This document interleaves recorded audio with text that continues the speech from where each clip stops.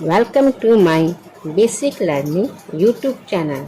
आज के क्लास में हम इंग्लिश पढ़ना सीखेंगे, वो भी बिल्कुल जीरो लेवल से। यदि आप भी इंग्लिश सीखना चाहते हैं, वो भी बिल्कुल बेसिक से, आपको कुछ भी नहीं आता, तो यह वीडियो आपके लिए बहुत ही ज़्यादा इम्पोर्टेंट होने वाले है। क्योंकि इस वीडियो में हम बिल्कुल जीरो लेवल से इंग्लिश पढ़ना सीखेंगे। छोटे छोटे से शब्द हैं, बिना मात्रा वाले शब्द लिए गए हैं। इसको आप इंग्लिश में लिखना सीखेंगे। तो शुरू करते हैं। क्या लिखा हुआ है? मटर। तो पहले हम ये जानेंगे कि मौ का इंग्लिश क्या होता है, क्योंकि इसमें तो कोई मात्रा नहीं है, पूरा सा सिंपल से शब्द लिए गए हैं। तो मौ का लिखते हैं एम। फिर है कोई मात्रा नहीं होती है तो लिखते हैं ए, क्योंकि ए हम इसलिए लगते हैं कि आधा यदि मौ हम लिखेंगे तो मौ हमारा अधूरा होगा। हर व्यंजन शब्द के साथ मौ के साथ अ जुड़ा होता है, तब यह बनता है पूरा म। जब हम प्रोनाउंस करते हैं माँ, जब हम माँ बोलते हैं तो अ की ध्वनि आती है। इसलिए जब भी हम ऐसे शब्द लिखेंगे, मतलब मौ लिखते हैं तो उसमें ए की ध्वनि आती है। यदि मात्रा नहीं है तो उसमें हम ए लगाते हैं। यदि मात्रा रहेगी तो हम मात्रा वाले शब्द में मात्रा लगा देंगे। यहाँ पे मात्रा नहीं है तो क्या लिखेंगे? ए लिखेंगे। फिर ट है, ट भी बोलते हैं तो एक ही ध्वनि आती है, तो ट खाते भी हम ए लिखेंगे। लास्ट में क्या है? र। लेकिन जब हम र बोलते हैं, र में अ की ध्वनि नहीं होती, इसलिए हम लास्ट में ए नहीं लगाएंगे। तो क्या हुआ? मटर, मटर। अगला शब्द क्या है? फस, मगर। मौ बनता है एम से, मौ लिखेंगे, इसमें भी हम ए लगाएंगे। गौ, तो जी से बनता है गौ, फिर इसमें भी हम ए लगाते हैं। लास्ट में है र, तो र का क्या होता है? आ। तो क्या हुआ? मगर, मगर। अब है फसल। तो फ बनता है किससे? फ के लिए हम लिखते हैं एफ, कोई मात्रा नहीं होती तो हम लिखेंगे ए। फिर सौ का लिखते हैं हम एस, फिर कोई मात्रा नहीं है तो लिखेंगे हम ए। लास्ट में है लॉ, लास्ट में जो शब्द होता है लॉ, उसमें हम मात्रा ए नहीं लगाते, क्योंकि उसमें अ की ध्वनि नहीं हो रही है। तो क्या हुआ? फसल, फसल। अब है चमक। तो चौ का क्या लिखते हैं? चौ का लिखते हैं सी, एच से बनता है चौ, कोई मात्रा नहीं है तो लिखेंगे ए। मौ का लिखते हैं एम, फिर ए, लास्ट में है क का लिखेंगे के। तो क्या हुआ?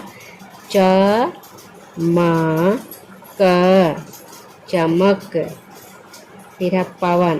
तो पी का लिखते हैं पी, प से बनता है पी, कोई मात्रा नहीं है तो लिखेंगे ए। व, इस व के लिए डब्ल्यू लिखते हैं, फिर कोई मात्रा नहीं है तो लिखेंगे ए। नौ का लिखते हैं एन। तो क्या हुआ? पवन, शहद। तो इस स के लिए हम लिखते हैं एस और एच, कोई मात्रा नहीं है तो लिखेंगे ए। ह का लिखते हैं एच, तो कोई मात्रा नहीं है तो लिखेंगे ए। ग बनता है डी से। तो क्या हुआ? शहद। क्या लिखेंगे? शहद। अगला शब्द है भवन। भ का लिखते हैं बी, कोई और एस से बनता है भ। जब हम बोलते हैं अ की ध्वनि आ रही है तो इसीलिए हम लिखेंगे ए। व, डब्लू लिखेंगे, व का लिए हम डब्लू लिखेंगे, फिर इसमें भी हम ए लगाएंगे कि वो जब हम बोल रहे थे इसमें अ की ध्वनि आती है। नौ, लास्ट में नौ का लिखते हैं एन। तो क्या हुआ? भवन। पलक। प का लिखते हैं पी, कोई मात्रा नहीं है तो लिखेंगे ए। ल का लिखते हैं एल, कोई मात्रा नहीं है तो लिखेंगे ए। क का लिखते हैं के। तो क्या हुआ? पलक। दमन। द का लिखते हैं डी, कोई मात्रा नहीं है तो लिखते हैं ए। मौ का लिखते हैं एम, कोई मात्रा नहीं होती है तो लिखेंगे ए, क्योंकि जब हम बोलते हैं तो उसमें अ की ध्वनि आती है, और जो लास्ट वाला शब्द होता है उसमें हम ए नहीं लगाते। तो क्या हुआ? दमन। हवन। ह का लिखते हैं एच, कोई मात्रा नहीं है तो लिखेंगे ए। व का लिखेंगे डब्लू, फिर कोई मात्रा नहीं है तो लिखेंगे ए। और नौ का लिखते हैं एन। तो क्या हुआ? हवन। रमन।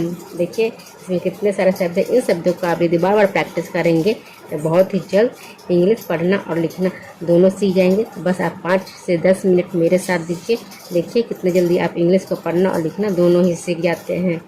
रमन। तो रॉ का लिखते हैं आर, का लिखेंगे आर, कोई मात्रा नहीं होती तो ए लिखेंगे। मौ का लिखते हैं एम, कोई मात्रा नहीं है तो ए लिखेंगे। और नौ का लिखेंगे एन। यदि आपके पास भी इस तरह के कोई शब्द है तो कमेंट बॉक्स में अवश्य ही बताइएगा। क्या हुआ? रमन। अगला क्या है? कमर। तो क का लिखते हैं के, ए, मौ का लिखेंगे एम और ए, रॉ का लिखेंगे आर। तो क्या हुआ? कमर। बहन। तो बी का लिखेंगे बॉ और ए, ह का लिखेंगे एच और ए, नौ का लिखेंगे एन। तो क्या हुआ? बहन। अगर, अ का लिखेंगे ए, इसमें हम ए नहीं लगाएंगे क्योंकि ए तो पहले से ही है। और जब हम बोलते हैं तो अ के लिए क्या लिखते हैं? अ के लिए हम अ की कोई मात्रा नहीं होती, इसलिए हम अ में कोई भी मात्रा नहीं लगाएंगे। ग का होता है जी, फिर ए है तो ए के लिखते हैं ए। रॉ का लिखेंगे आ। तो क्या हुआ? अगर। अब है कमल। तो क का लिखते हैं के, कोई मात्रा नहीं है तो लिखेंगे ए। मौ का लिखते हैं एम, फिर ए लिखेंगे, जो कि जब हम बोलते हैं तो अ की ध्वनि आती है, लास्ट में है लॉ, इसमें हम ए नहीं लगाएंगे। तो क्या हुआ? कमल। नमक। नौ का लिखते हैं एन, कोई मात्रा नहीं है तो लिखते हैं ए। फिर मौ का लिखेंगे एम, इसमें भी कोई मात्रा नहीं है तो लिखेंगे ए। और प का लिखेंगे के। तो क्या हुआ? नमक। अब देखेंगे जिसमें मात्रा नहीं रहे उसमें भी हम ए लिख रहे हैं, लेकिन जब लास्ट में है तब उसमें हम ए नहीं लगा रहे हैं क्योंकि उसमें ध्वनि नहीं होती। यदि इसी में यदि मात्रा होती तो हम वहाँ पे मात्रा लगाते हैं, और यहाँ पे मात्रा नहीं है तो इसलिए हम क्या लिखते हैं? ए लिखते हैं। तो इसको ध्यान से देखिए और समझिए किस तरह से हम एक एक शब्द को लिख रहे हैं इंग्लिश में। सरल। सौ का लिख रहे हैं एस, कोई मात्रा नहीं है तो लिखेंगे ए। रॉ का लिखते हैं आर, कोई मात्रा नहीं तो फिर भी हम ए लिखेंगे। लॉ का लिखेंगे एल। तो क्या हुआ? सरल। भरत। भ का लिखते हैं बी और एच से भ बनता है ए। रॉ से बनता है आर, कोई मात्रा नहीं है तो लिखेंगे ए। और त का बनता है टी। तो क्या हुआ? भरत। जनक।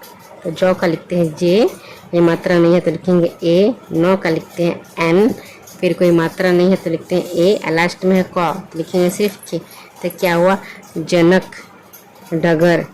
डॉ का लिखते हैं डी, कोई मात्रा नहीं है तो लिखेंगे ए। फिर गौ का लिखेंगे जी, कोई मात्रा नहीं है तो लिखेंगे ए। रॉ का लिखेंगे आर। तो क्या हुआ? डगर। दमन। तो दौ का लिखेंगे डी, ए। मो है तो एम, फिर ए। नो है तो लिखेंगे एन। तो क्या हुआ? दमन। सरस।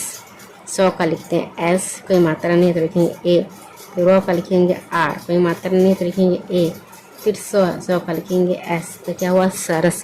तो थैंक्स फॉर वाचिंग। वीडियो को अंत तक देखने के लिए। वीडियो आपको कैसी लग रही है कमेंट बॉक्स में अवश्य बताइएगा और अपना फीडबैक बताएं।